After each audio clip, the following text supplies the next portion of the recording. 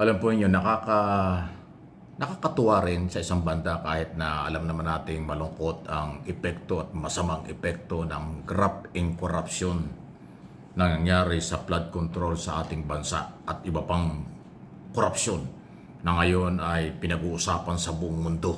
Hindi lang ng mga Pilipino, pati po ng mga business community, mga turista at mga counterpart ng ating bansa, ng ating Pangulo ay nakasubaybay sa mga kaganapan sa atin. At dahil dyan, hindi po masama na ang mga personalidad sa showbiz o mga modelong pang-international, okay, mga malalaking pangalan na lumantad. Kasama dito si Catriona Gray, di ba? Ito yung Miss Universe yata ito, kung di ako kakamali. Sina Carmen Martin, sina Pinky Amador, at kung sino-sino pang mga artista na sumali doon sa rally.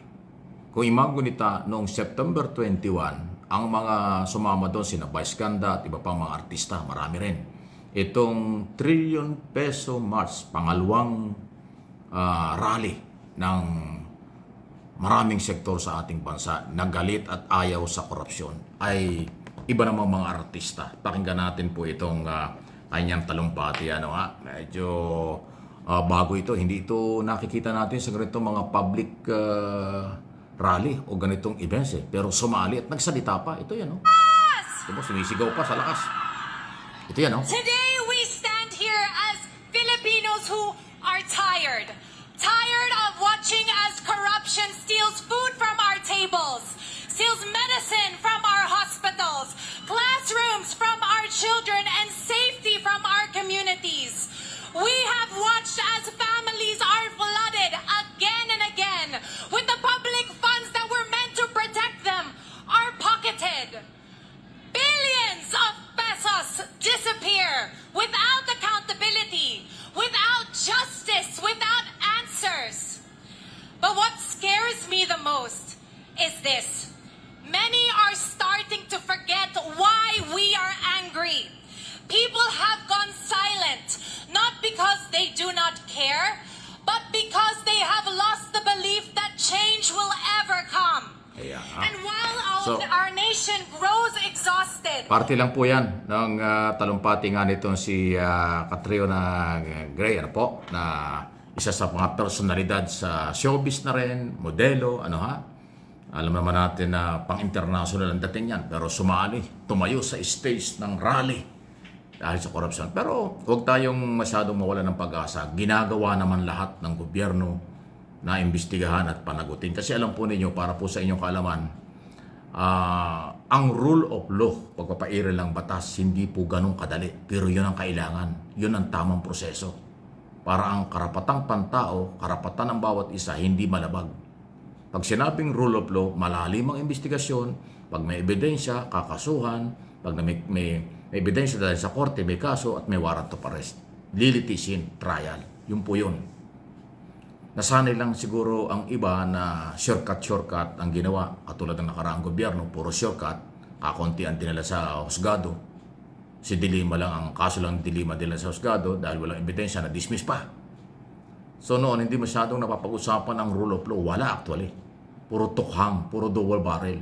Shortcut nga Yun yung malaking pagkakaiba. Nasanay kayo doon dahil 6 na taong nangyayari yun. O ano nangyari ngayon? Nakakulong yung may ganong klaseng programa. Under President Marcos, rule of law. Hindi pa bara-bara. Pagsunod sa batas, irespeto pa rin at bigyan pa rin ng pagkakataon ang mga akusado at posibleng may kinalaman dahil yun lang karapatan. Pero pagdating sa korte na ipile ang kaso, hanggang doon ang karapatan ng Executive Department, obligasyon na panagutin ang lahat. Ganun po ang sistema. Okay? Lalo na ngayon, mas pinaiiral po at tama naman, case build-up. Hindi yung basta mag-file ng kaso, bahala na. Ay, delikado yun. Pagka ako nag-file ng kaso, bahala na. Ang korte, ay dismissal ang aabuti niya. Pag sinabing case build-up, sa investigasyon pa lang, sigurado na may ebidensya. Bago i-file, sigurado may ebidensya. Kaya nga pag nakarating sa Sandigang Bayan, ang bilis ng warrant of arrest kasi alam ng Sandigang Bayan, justices, na merong ebidensya. Merong case build-up na ginawa ang Executive Department. Kaya kung yung mapapansin, yung unang ipinal na kaso laban sa mga district engineer sa Mindoro at kay Saldico, after 3 days, warrant of arrest na. Kasi nakita ng mga maestrado or justices na Sandigan Bayan, merong case build-up na pinagdaanan. Talagang merong konkretong dokumento. Kaya ang bilis nila nakapag-decide. Yan ang style ng Marcos administration. Hindi pa bigla-bigla. Hindi basta makapag-file lang. Bahala na. Ay hindi ganon. Gusto ng Pangulo, sigurado ang kaso, siguradong ebidensya, siguradong makukulong, siguradong maibabalik ang pera, siguradong mabibigyan ng hustisya ang mga Pilipino. Yun po yun. Kaya nga rule of law. So, doon sa mga yung naririnig na mga speeches na laging naghahanap, laging nagmamadali, ay kasi baka kulang sila sa kaalaman sa proseso. Ako naman, hindi naman tayo nagmamagaling, nagpapaliwanag lang tayo para maintindihan ninyo. May kanya-kanyang diskarte, may kanya-kanyang pamamaraan ang presidente at ang kanilang mga tauhan. Under President Marcos, yan ang kanilang pamamaraan. Rule of law. Lahat ay may pagkakataon pa rin ipagtanggol ang sarili. Ganon ang dating. Walang human rights violation, walang shortcut operation. Walang kung anumang paglabag sa batas. Kayong may kasalanan, managot kayo. Pero siyempre, dahil nga marami nagmamadali at hindi naman maiwasan yan, gusto ng mga Pilipino talagang makulong na sila at makuha na ang kayamanang nawala. Kaya siguro, huwag nating tigilan, bilis-bilisan pa rin nila. Ang pagbilis ng proseso, pagbilis ng galaw, yan ay kagagawa ng tao, magagawa ng tao.